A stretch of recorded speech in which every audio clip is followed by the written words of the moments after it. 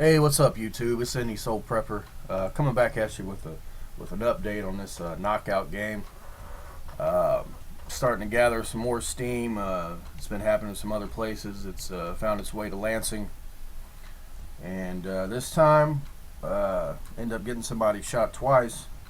Lucky for him that he lived. And this story is just going to kind of be more of the same, kind of sugarcoating it, and not really getting to the meat and potatoes of what's really going on, and who the victims always happen to be is white people. I mean, this is something it's been going on for years, probably 20, 30 years. The media buries anything, that sheds light on this situation that's happening. Now, we all know, especially if you're an educated person and you're informed, you already know that if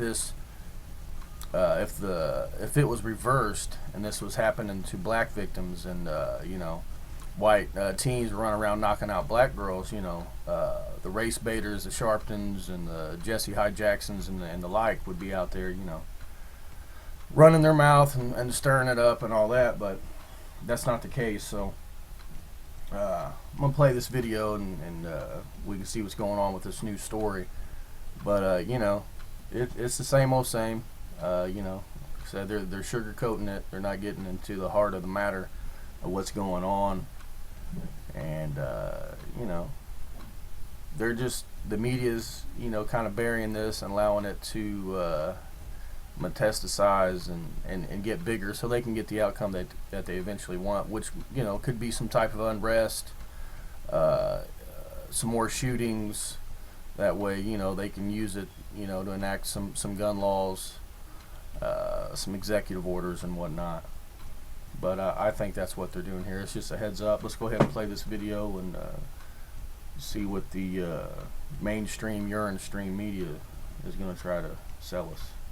A scary crime showing up in mid-Michigan. It's called Point 'em Out, Knock 'em Out, an apparent game where a person is randomly targeted and attacked for no reason. A teenager is serving time right now for doing exactly that to a man at a... Before we show you tonight's special report, we want to warn you some of the video is graphic.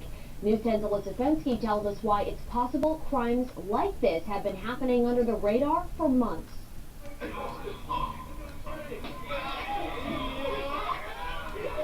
This homeless man from Chicago is the victim of a game gone viral. Point 'em out, knock 'em out. On the web, there's teenagers attacking random strangers, then running away.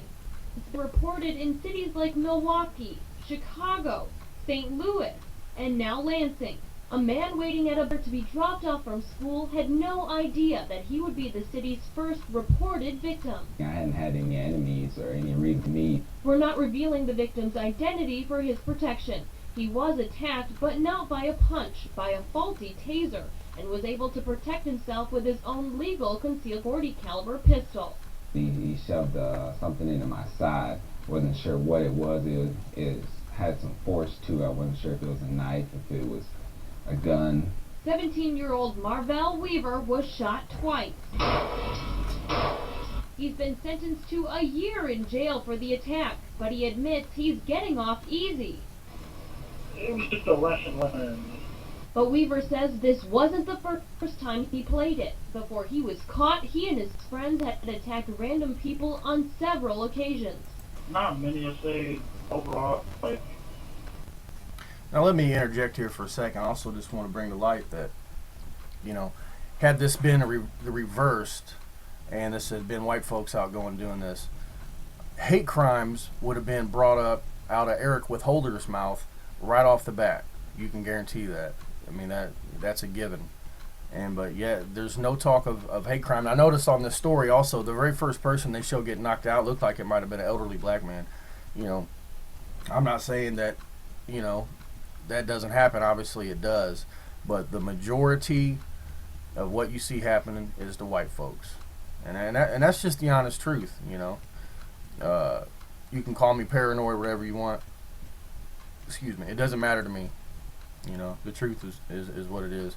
If you get on YouTube or Google and you look up all these different videos, and just violence in general, whether it be on city buses, whatever, it's 98% of the time, 99% of the time, it's going to be a black perpetrator on a white victim. That's just what it is. That's just statistics. Let's go ahead and run with it.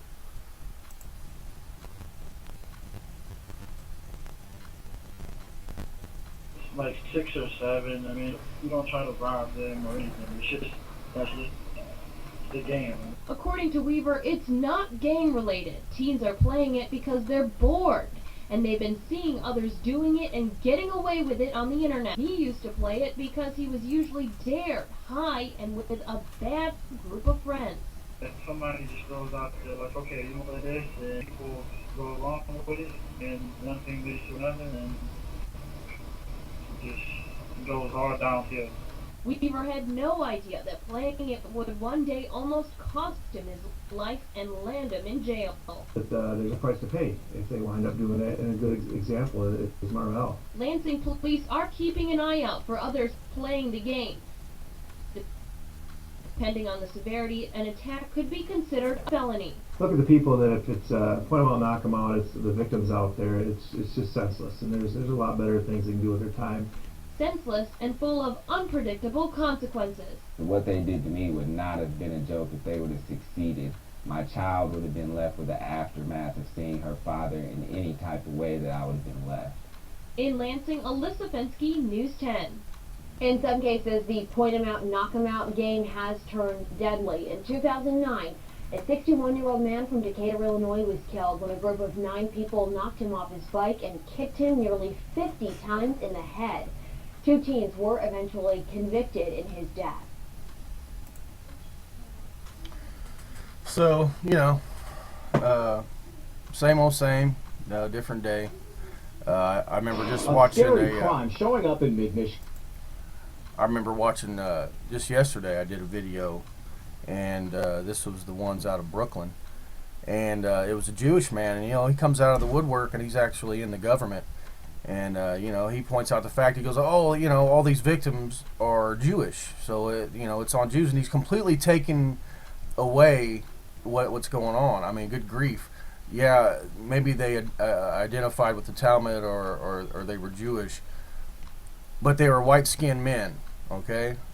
So, yeah, if you want to say that, that's fine. But I also remember in that story also that one of the men's name was, it seems like it was Santiago. So let me get this straight. It was a Spanish Jewish man. Oh, whatever. But anyway, that's what's going on, folks. This is another update for you. There's going to be no hate crimes. They said it themselves in this story that they're getting away with it. They're doing it online and they're getting away with it. Why are they getting away with it? Why isn't Eric Holder, ruffling some papers and getting some stuff done? Why isn't he talking to local officials, mayors, and governors and cracking down on this? Why? Because they were going to allow it to happen. They're going to allow it to happen the same way they allowed the new Black Panther scumbag party people to be at the polling places looking like militants, throwbacks from Cuba, standing there with ball bats trying to intimidate voters. It's baloney. I ain't going to stand for it. I'm going to talk about it, and every time there's a story like this, I'm going to bring it to you because it has to be done. Somebody has to do it. I mean, before this gets out of hand, I'm going to wake up as many people as I can, and if this starts carrying over to Mexicans getting punched, whether it carries over to decent black folks getting punched and knocked out, I'm still going to tell a story because it's not about race. It's not about color. It's about what this lawless government is allowing the youth to do, and they're stirring the pot.